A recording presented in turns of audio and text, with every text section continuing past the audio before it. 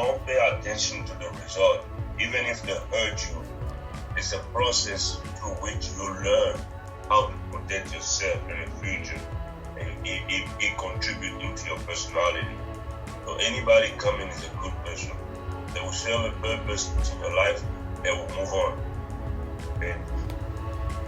Rule number 2: anything that happened is good. There's no, oh, I should have done it this way. I made this mistake. No. Even to the smallest details, it's supposed to happen that way. So, rule number 3: when you decide to do something, it's the right time. If you decided today you're going to be RVP, that's the right time. There's no, oh, I should have started this 10 years ago.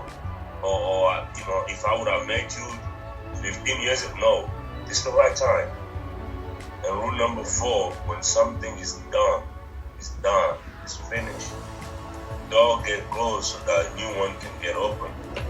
You have to embrace the future that's in front of you and let go of the past. Wow.